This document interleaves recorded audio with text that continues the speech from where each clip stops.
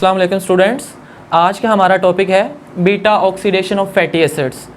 तो अगर हम कंसीडर करें ये एक फैटी एसिड है, तो फैटी एसिड का मतलब क्या है कि ये एक एसिड है तो इसमें कार्बोक्सिलिक ग्रुप प्रेजेंट होगा।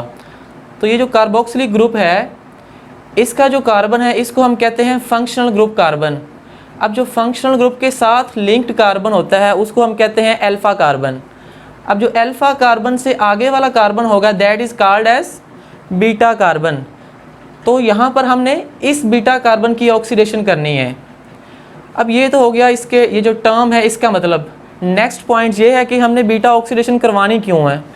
तो सिंपल सा जवाब है कि बीटा ऑक्सीडेशन जो है इससे सेल को एनर्जी मिलेगी जिसको बॉडी की एक्टिविटीज़ के लिए इस्तेमाल किया जाएगा। अब ये तो हो गया इसका मकसद। इसके अलावा हमने देखना है कि इसकी जो लोकेशन है यानी बीटा ऑक्सीडेशन कहाँ पर होती है। तो ये भी सिंपल है, हमने सुना होगा कि जो माइटोकॉन्ड्रिया होता है ये एनर्जी के it is concerned with energy. So mitochondrial matrix जो है ये बेसिकली बीटा ऑक्सीडेशन की साइट है। माइटोकॉन्ड्रियल मैट्रिक्स में बीटा ऑक्सीडेशन होगी, लेकिन प्रॉब्लम ये है कि जो फैटी एसिड्स हैं ये तो साइटोसोल में पड़े हैं। तो सबसे पहले तो हमने ये जो फैटी एसिड्स हैं इनको साइटोसोल से माइटोकॉन्ड्रियल मैट्रिक्स की तरफ लेके जाना है। लेकिन ये कैसे जाएंगे?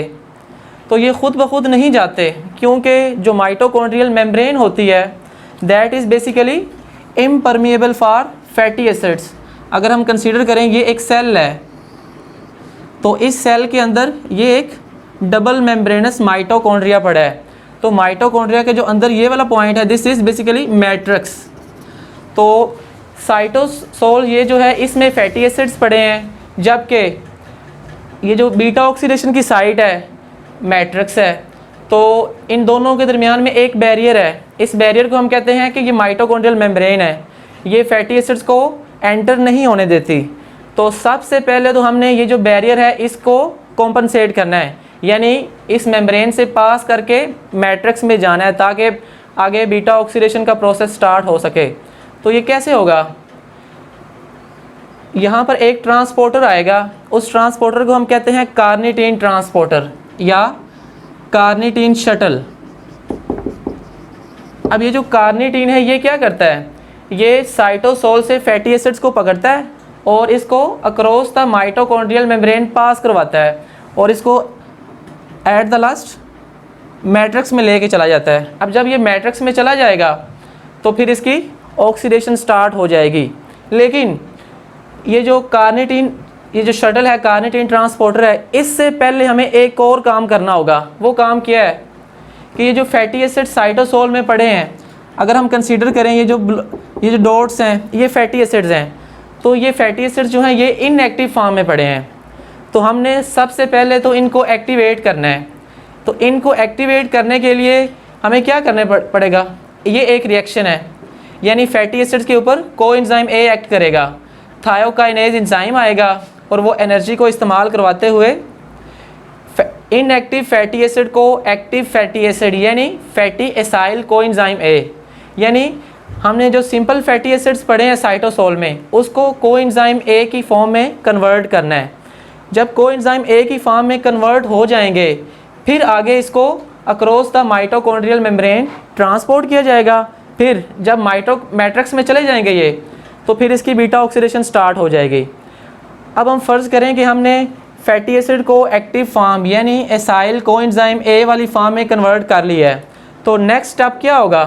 नेक्स्ट स्टेप जो होगा कि हमने फैटी एसिड्स को मैट्रिक्स में एंटर करवाना है। अब एंटर कैसे करवाना है? यहाँ पर एक ट्रांसपोर्टर आएगा जैसा कि हमने पहले भी जिक्र किया है। तो उस ट्रांसपोर्टर का नाम है कार्निटीन ट्रांसपोर्टर। अब कार्निटीन क्या करेगा? ये एक सिंपल सा रिएक्शन है। कार्निटीन जो है ये एसाइल कोएंजाइम ए के साथ रिएक्ट करेगा, यानी ये जो फैटी एसिड्स हमारे पास पड़ा है कोएंजाइम ए की फॉर्म में, इसके साथ आकर कार्निटीन रिएक्ट किया तो क्या हुआ? ये एसाइल कार्निटीन में कन्वर्ट हो गया। अब ये सारा जो रिएक्शन है ये साइटोसोल में हो रहा है। इस पर एक एंजाइम एक्ट कर रहा है, उस एंजाइम का नाम है कैट1 एंजाइम। सिंपल सा नाम है कैट और 1। कैट1 का मतलब क्या है? कार्निटीन एसाइल ट्रांसफेरेज, यानी कार्निटीन एसाइल ट्रांसफेरेज एक्ट करेगा कार्निटीन के ऊपर और इसको कोएंजाइम ए के साथ रिएक्ट करवा देगा, तो एज ए रिज़ल्ट जो हमें प्रोडक्ट मिलेगी that would be acyl carnitine. अब हमने देखा था कि जो फैटी एसिड्स खुद होते हैं वो माइटोकॉन्ड्रियल मेम्ब्रेन से पास नहीं कर पाते, क्योंकि वो माइटोकॉन्ड्रियल जो मेम्ब्रेन है वो फैटी एसिड्स के लिए इम्परमिएबल है। अब हमने ये जो फैटी एसिड है इसको हमने एसाइल कार्निटीन की फॉर्म में कन्वर्ट कर दिया है साइटोसोल में। अब ये जो एसाइल कार्निटीन है ये माइटोकॉन्ड्रियल मेम्ब्रेन के अक्रॉस इजीली पास कर सकता है। अब जब ये माइटोकॉन्ड्रियल मेम्ब्रेन के अक्रॉस इजीली पास कर जाएगा तो हम इसको कह देंगे this is mitochondrial matrix acyl carnitine, क्योंकि ये अब माइटोकॉन्ड्रियल मैट्रिक्स में आ चुका है। तो हमें तो सिर्फ एसाइल कोएंजाइम ए चाहिए, यानी जो फैटी एसिड्स की एक्टिव फॉर्म हमें तो वो चाहिए। लिहाजा क्या होगा, ये जो एसाइल कार्निटीन मैट्रिक्स के अंदर आया है इसके ऊपर एक और एंजाइम एक्ट करेगा, उस एंजाइम का नाम है कैट2 एंजाइम। पहले हमने पढ़ा था कैट1, दिस वाज साइटोसोलिक। अब ये मैट्रिक्स के अंदर पड़ा है कैट2। ये कैट2 क्या करेगा, ये कैट1 से बिल्कुल उल्ट काम करेगा, यानी यहाँ पर एसाइल कार्निटीन बना था किससे, कोएंजाइम ए और कार्निटीन से, लेकिन जो माइटोकॉन्ड्रियल मैट्रिक्स के अंदर कैट2 पड़ा है ये इससे बिल्कुल रिवर्सिबल काम करेगा और ये एसाइल कार्निटीन को स्प्लिट कर देगा, किस में, एसाइल कोएंजाइम ए और कार्निटीन। अब ये जो एसाइल कोएंजाइम ए हमें मिल गया है इसकी आगे बीटा ऑक्सीडेशन स्टार्ट हो जाएगी और ये जो कार्निटीन है ये वापस माइटोकॉन्ड्रियल मैट्रिक्स से वापस साइटोसोल में चला जाएगा, यानी ये रिसाइकल हो जाएगा और ये मज़ीद फैटी एसिड्स को अंदर लाता जाएगा। तो हमने बीटा ऑक्सीडेशन के स्टार्ट से पहले ये जो फैटी एसिड्स हैं इनको एंटर करवाने का स्टेप सीख लिया है। नेक्स्ट पार्ट में हम देखते हैं कि बीटा ऑक्सीडेशन कैसे होती है।